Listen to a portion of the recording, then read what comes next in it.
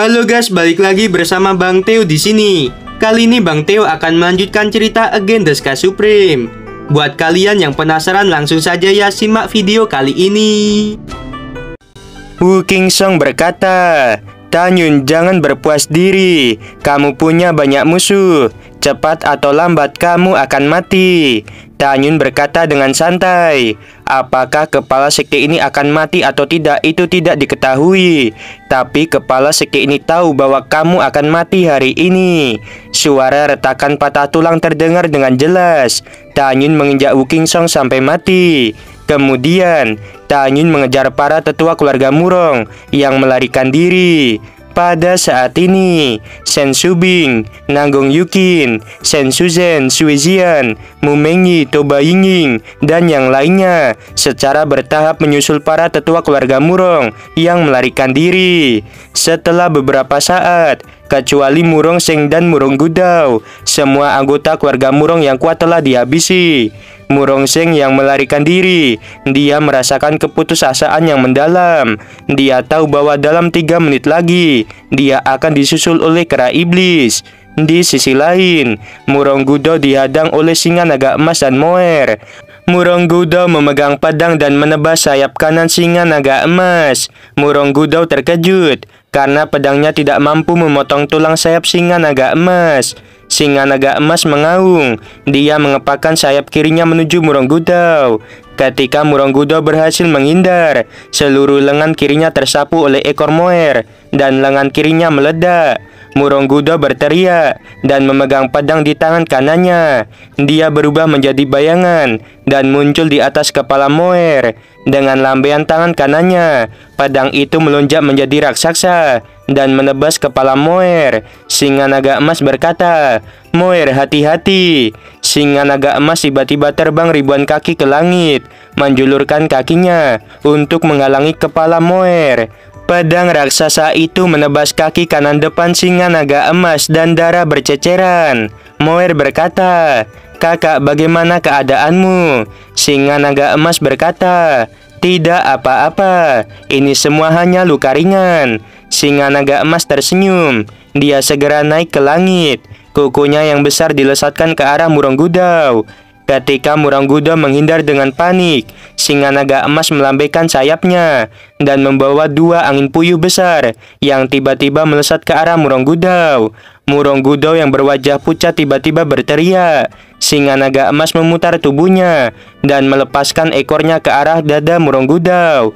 Meskipun berhasil menghindar, tetapi kaki kanan Murong Gudao meledak karena ekor singa naga emas.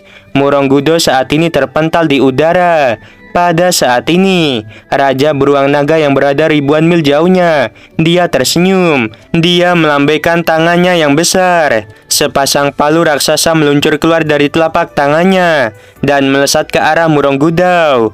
Setelah Murong Gudao dikirim 100 mil jauhnya oleh singa naga emas, dia merasakan gelombang kekuatan datang dari belakangnya.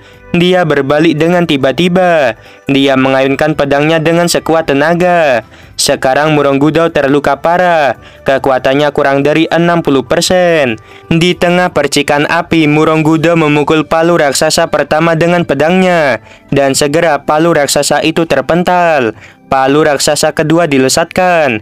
Murong Gudao terlalu lemah untuk mencoba menghindar. Tangan kanannya mengeluarkan darah, dan dia buru-buru mengayunkan pedangnya untuk menyerang. Dengan ledakan keras, setelah pedang terbang di tangannya diguncang oleh palu raksasa kedua, palu raksasa itu turun tajam dan mengenai dada Murong Gudao. Suara tumpul bercampur dengan suara tulang retak. Dada Murong Gudao terkoyak. Dia mengeluarkan beberapa teguk darah. Raja Beruang Naga tertawa keras. Setelah mengambil dan menyimpan palunya, dia mengulurkan cakar beruangnya dan memegang Murong Gudao di telapak tangannya. Singa naga emas terbang di depan Raja Beruang Naga. Lalu dia berkata, "Kamu hanya mengambil barang yang sudah jadi." Raja Beruang Naga tertawa dan berkata, "Aku hanya beruntung." Raja beruang naga menatap Murong Gudao yang terluka parah di telapak tangannya. Lalu dia berkata, "Aku akan menghabisimu." Ketika dia akan menghancurkan Murong Gudao, Tanyun terbang di depan Raja beruang naga. Murong Gudao menatap Tanyun dan berkata, "Tanyun, maafkan aku demi Sisi yang merupakan guru Xiao. Tanyun, selama kamu menyelamatkan hidupku, aku bersumpah akan mengikutimu." Tanyun tersenyum dan berkata, "Raja beruang naga, habisi dia untukku." Pada saat ini, suara memohon Murong Sisi terdengar. "Tanyun, tunggu sebentar." Murong Sisi yang sebelumnya kolam spiritualnya disegel oleh Tanyun. Dia meminta Song Xiao untuk membawanya pergi dari pagoda suci dan muncul di depan Tanyun. Murong Gudao menangis. Baru sekarang dia ingat bahwa dia memiliki anak perempuan seperti Murong Sisi. Song Xiao mendukung Murong Sisi. Dia menatap Murong Gudao dan berkata dengan dingin, "Kamu tidak menghentikan guruku ketika dia ingin menghabisi dirinya sendiri. Kamu tidak memperlakukannya sebagai anak perempuanmu."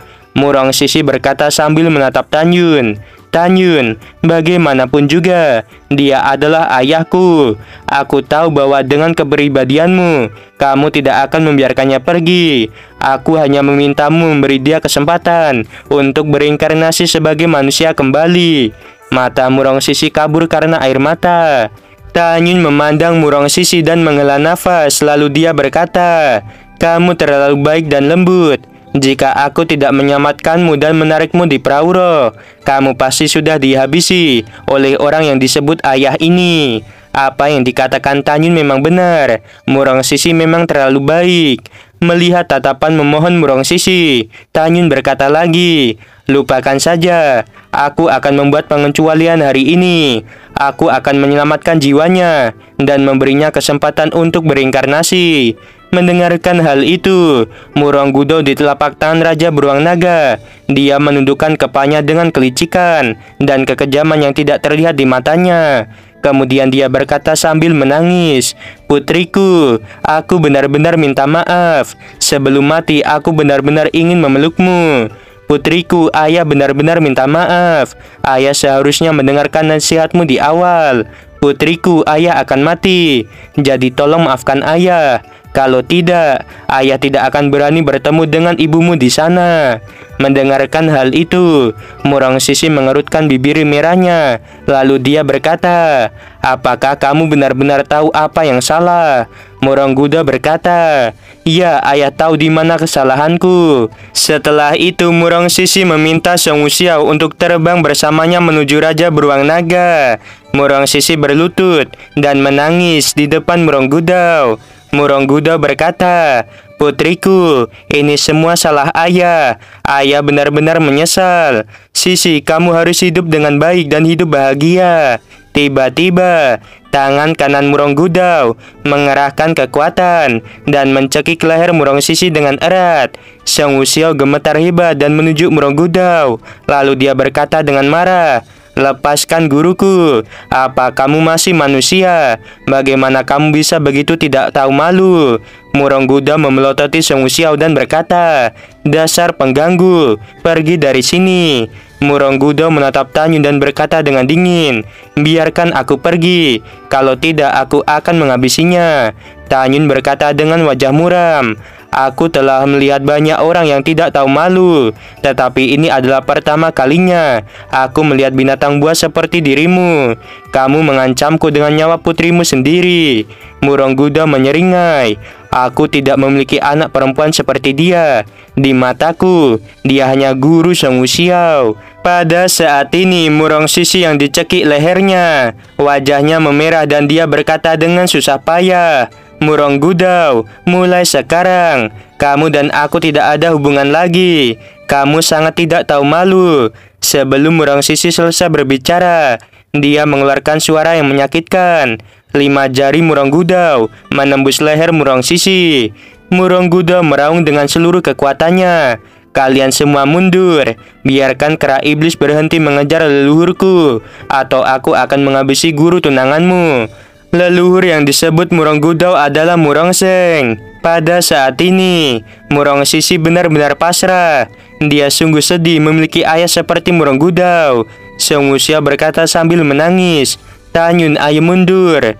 Tanyun berkata, Xiao, jangan menangis dan jangan khawatir. Aku akan menyelamatkan gurumu.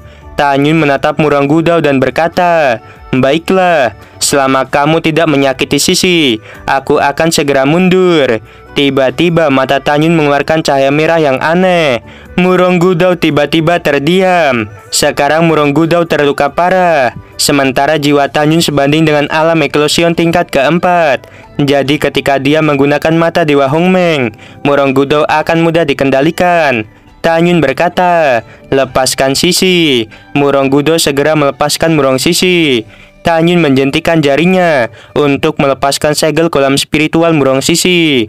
Murong Sisi yang telah mendapatkan kembali kekuatannya.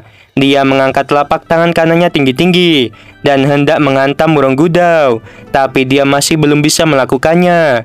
Song Wuxiao berkata, guru jangan sedih, ayah seperti itu tidak perlu ditangisi. Murong Sisi dan Song Wuxiao, mereka berpegangan tangan dan terbang menjauh dari Raja Beruang Naga.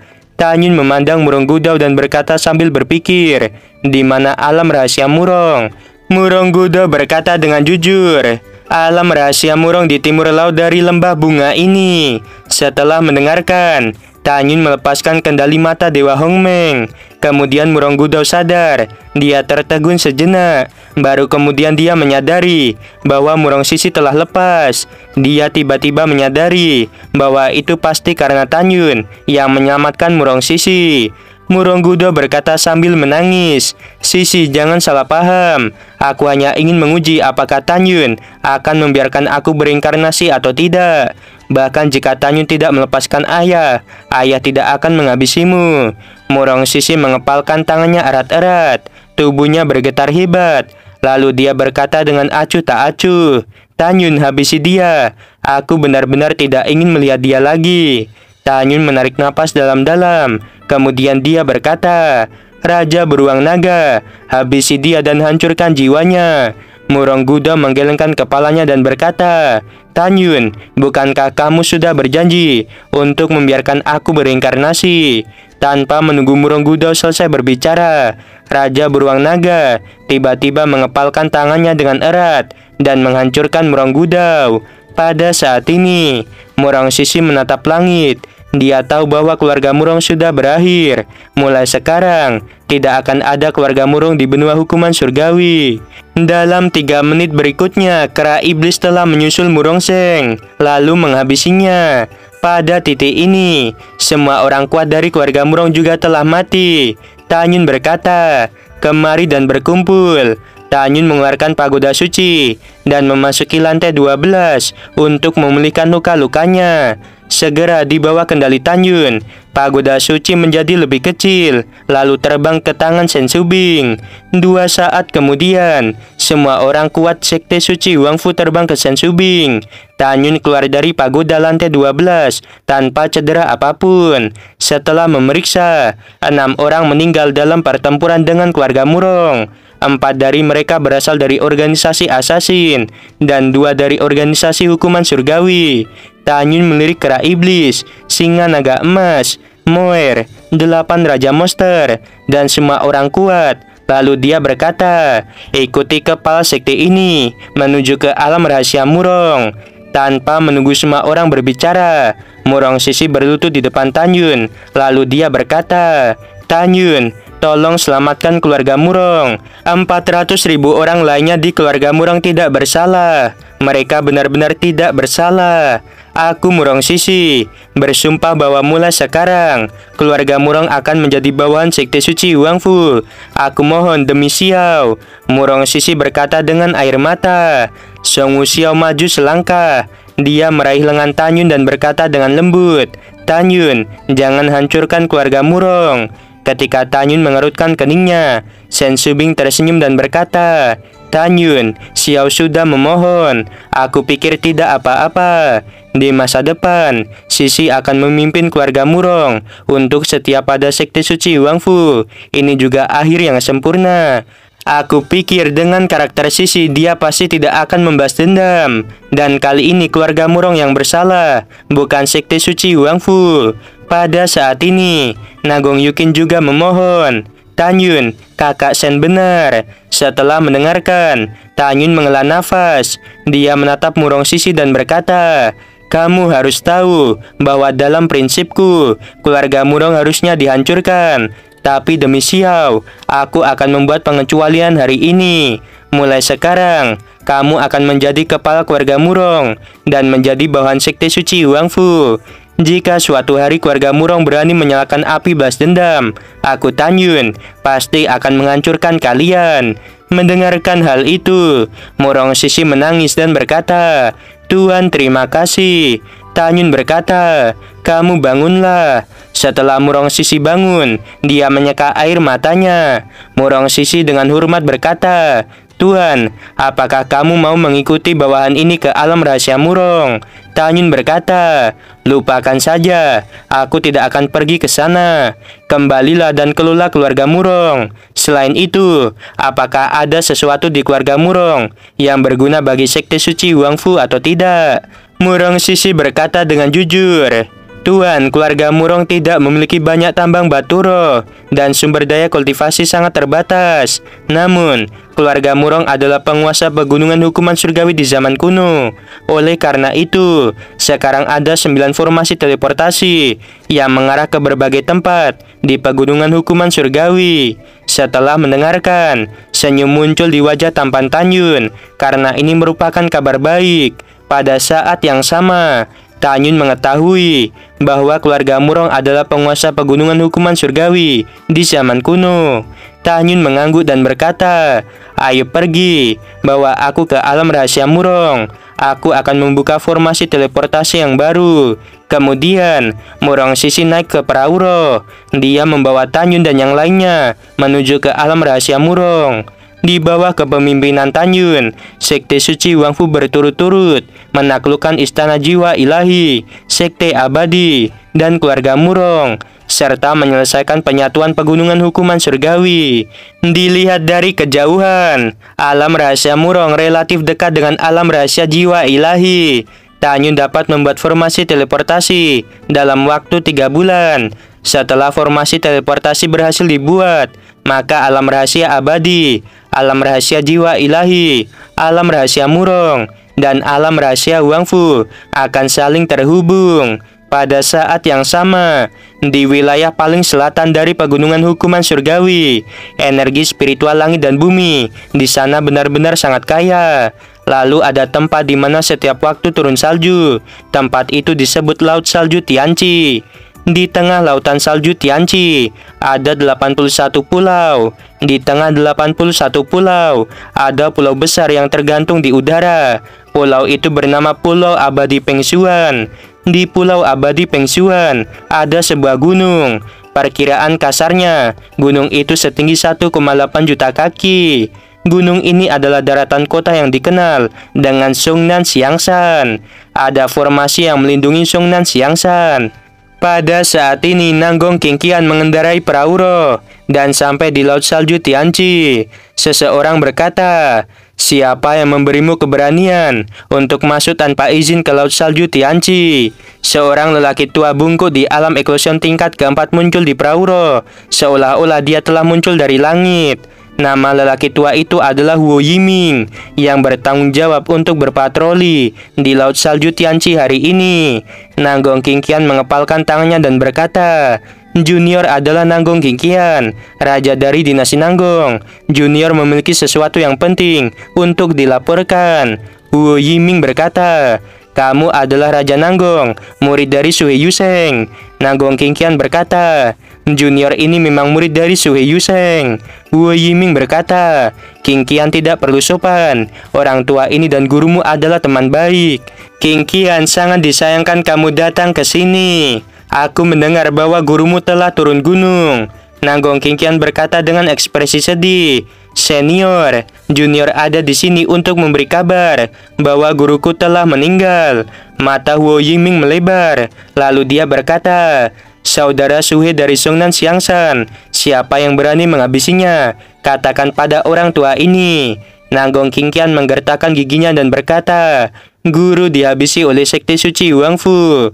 Wu Yiming tertegun sejenak, lalu dia meledak marah. Ayo ikuti orang tua ini untuk menemui kepala petugas sanksi. Setelah itu, Wu Yiming dan Nanggong Qingqian mengendarai perahu roh dan terbang menuju Gunung Sungnan Xiangshan. Segera, Nanggong Qingqian mengemudikan perahu roh dan mendarat di puncak Gunung Sungnan Xiangshan. Di puncak, ada istana kuno yang tertutup rapi dengan tanah dan sangat luas. Di langit, ada istana surgawi yang tingginya 10.000 kaki. Istana itu adalah tempat tinggal kepala petugas. Setelah Nanggong Qingqian menyingkirkan perahu roh, dia mengikuti Wu Yiming menaiki tangga selangkah demi selangkah. Dalam perjalanan ke sana, Wu Yiming memberitahu Nanggong Qingqian bahwa kecuali kepala petugas dan wakil kepala petugas, orang lainnya tidak boleh terbang. Mereka harus menaiki tangga. Setelah Wu Yiming membawa Nanggong Qingqian ke istana surgawi, dia menghadap seorang lelaki tua yang duduk bersila di luar istana surgawi. Kemudian dia berkata, Tetua Shuang, aku ingin bertemu dengan kepala petugas sanksi. Shuang Lao masih memejamkan mata dan berkata, kepala petugas sedang bertemu dengan tamu terhormat. Kepala tidak bisa diganggu. Wu Yiming berkata dengan hormat, apakah dia dari istana tidak terbatas? Shuang Lao menggelengkan kepalanya. Wu Yiming berkata, Tetua Shuang, junior sangat penasaran. Shuang Lao mengerutkan keningnya dan berkata, dia adalah penguasa istana 6 surga. Wu Yiming mengerutkan keningnya dan berkata, Tetua Shuang, kekuatan macam apa itu? Apakah kamu pernah mendengarnya? Shuang Lao berkata dengan jujur, orang tua ini tidak pernah mendengarnya.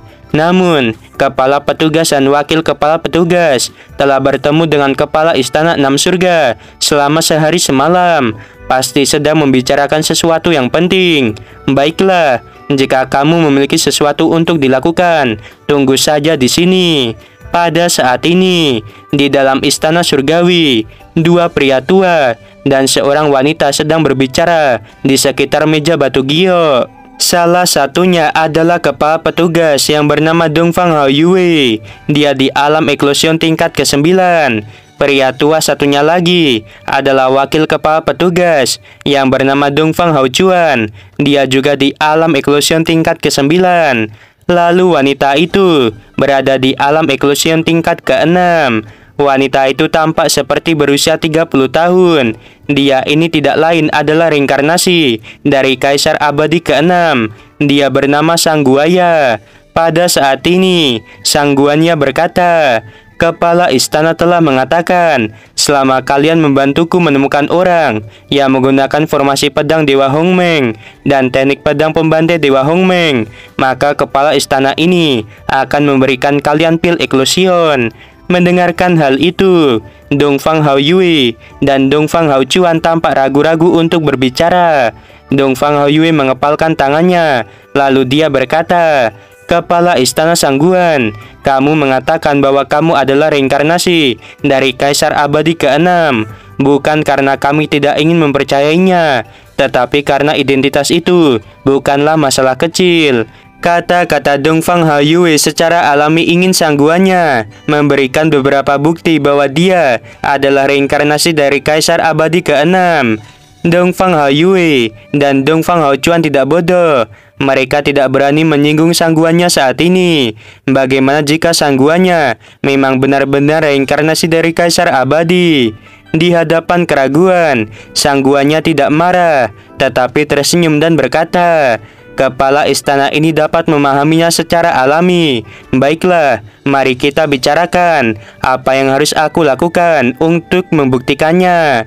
Setelah berbicara, Sangguannya melihat bahwa mereka berdua sedikit malu. Lalu dia berkata lagi, tidak apa-apa, katakan saja secara langsung. Dongfang Hao Yue menangkupkan tangannya dan berkata, sejak pertempuran ketiga para dewa di zaman kuno, ada 68 orang yang telah naik ke alam abadi. Aku memiliki data mereka semua. Bahkan waktu kapan mereka naik ke alam abadi, aku juga memilikinya. Jika kamu dapat mengetahui waktu dan nama salah satu dari mereka, maka orang tua ini akan percaya bahwa kamu adalah reinkarnasi dari Kaisar Abadi ke-6. Mendengarkan hal itu, sang guanya tersenyum dan berkata, "Kepala petugas, kepala istana ini tidak dapat menjawab kata-katamu. Karena setelah kultivator naik ke alam abadi, dia akan dipilih oleh 9 alam abadi. Selain itu, kepala istana ini dulu adalah Kaisar Abadi yang bermartabat. Bagaimana aku bisa peduli dengan semut yang baru naik ke alam abadi?" Setelah mendengarkan, Dongfang Haiyue dan Dongfang Haochuan, mereka mengerutkan keningnya. San guanya berkata lagi, "Baiklah, beritahu aku informasi tentang orang-orang yang naik dari benua hukuman surgawi. Mungkin aku pernah melihatnya dan mengenalnya." Dongfang Haiyue mulai memberitahu sang guanya tentang 68 orang itu. Setelah sang guanya mendengarnya, dia sepertinya mengingat sesuatu. Lalu dia berkata, "Jadi gadis ini, Chu Yushuan, adalah kepala petugas ke-36 dari Sungnan Xiangshan. Gadis ini memiliki bakat pemahaman yang baik. Dia masih berkultivasi di alam abadi ke-6. Mendengarkan hal itu, Dongfang Haiyue dan Dongfang Haochuan mengungkapkan kekaguman yang mendalam di hati mereka. Dongfang Haiyue berkata, "Kepala istana Sangguan, 8 juta tahun yang lalu, Kepala Chu adalah orang terkuat nomor 1 di benua hukuman surgawi. Dia sangat berbakat. Apakah dia benar-benar mencapai alam abadi ke-6? Sang guanya melambaikan tangan kanannya, dan segera hembusan kekuatan spiritual berubah menjadi gambar ingatan. Dalam gambar ingatan di aula kuno, seorang wanita berlutut di depan seorang wanita yang mengenakan mahkota ponik. Lalu dia berkata dengan hormat, "Bawahan Chu Yushuan bertemu dengan Kaisar Abadi ke-6.